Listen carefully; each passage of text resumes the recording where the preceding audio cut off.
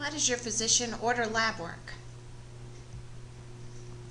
One of the things that we look for in the laboratory when the physician orders lab work is your red cells, white cells, and all of your analytes and enzymes.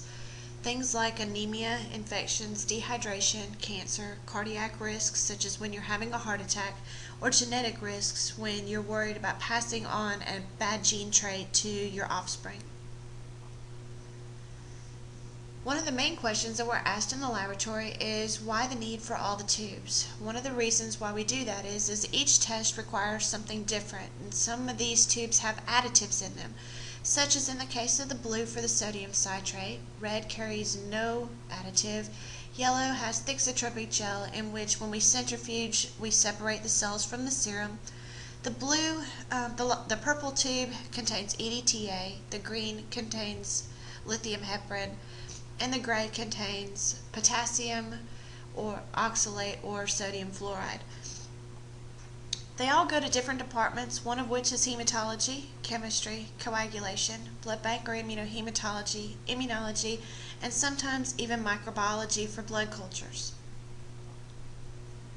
One of the main things that we do in the laboratory is we run a complete blood count, which is an automated CBC, and the machine determines the cells, but nothing replaces our eyes, in which you see here we have a wedge smear. This is done by taking 2 slides and placing a small 10 microliter drop of blood on the first slide and taking the second spreader slide and very quickly at a 30 to 45 degree angle pressing the blood to the end of the slide. It then makes a thin feathered edge, it dries, and we stain it with right stain after we fix it with methanol, and then we use the microscope to count. This test is performed in hematology, and in hematology we study in numerous different cells, one of which are the white cells, which have 5 subcategories, commonly known as neutrophils, lymphocytes, monocytes, eosinophils, and basophils. Here in this slide you'll see the neutrophils, which are characterized by very small granules and also a segmented nucleus. You'll see here in the right hand side they're not all the same. There are many different types of segmented neutrophils.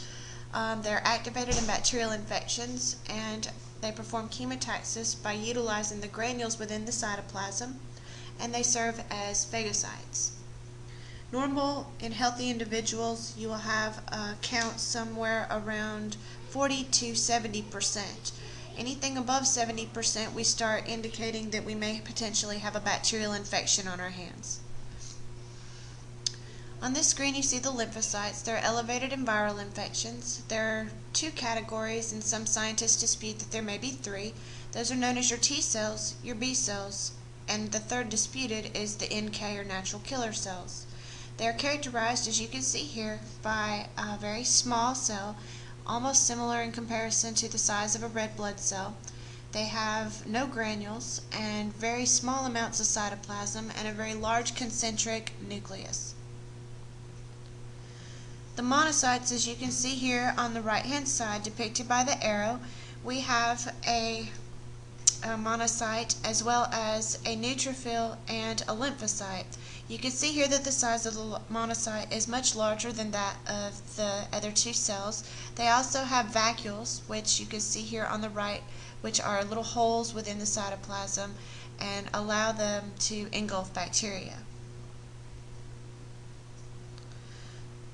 To an amateur technologist in the hematology department, the lymphocyte and the monocyte are sometimes hard to differentiate.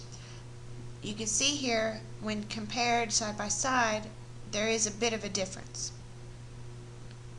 The eosinophil is elevated in parasitic infections and allergic response, and one of the things that you are able to use to differentiate between an eosinophil and other cells is that they have large chunky orange granules.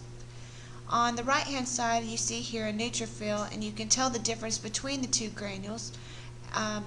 And also in the nucleus. A lot of times the nucleus in an eosinophil is not as segmented as that in a neutrophil. The last cell is a basophil, We very rarely see these. They're very limited in number. Most of them stay within the tissues. They're elevated in allergic reactions and they release histamine and heparin. They are denoted by large black and dark granules, and you are very unable to see the nucleus as you can see here in this picture.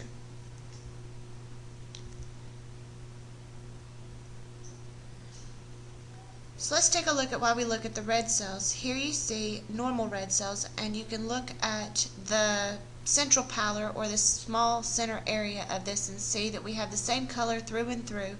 These are generally depicted as normal red cells.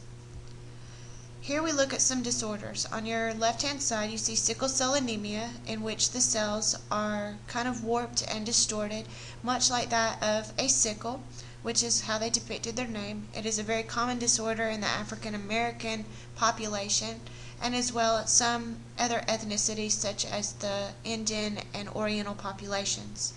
On the right-hand side we have iron deficient anemia, which is characterized by hollow cells. You can see here they kind of look like they've taken a paper punch and punched out the center of them. Iron is in the form of heme, and heme fills the cells, and without this heme they have low iron concentration, thereby iron deficient anemia. Another reason we look at these is in the reproduction index. As you can see here on the left hand side of the screen, we have very few red cells and a lot of hollow background. A lot of times this indicates that the patient has a low red cell count. Down below you see some blue cells with some dark blue chunky granules, and these granules usually depict that those are known as reticulocytes, and they indicate that your bone marrow is reproducing at an adequate rate. Doctors sometimes utilize this to determine whether or not the patient will actually need a transfusion or if the body is compensating on its own. On the right hand side of the screen you see target cells, so noted by their cute little target appearance. These are indicated in certain disorders such as cirrhosis and liver disorders, commonly caused by chronic alcoholism. Another reason is when you have a patient that has sickle cell. These are also a precursor. Prior to the cell sickling, they generally look as target appearance. And in other disorders such as elevated triglycerides and cholesterol.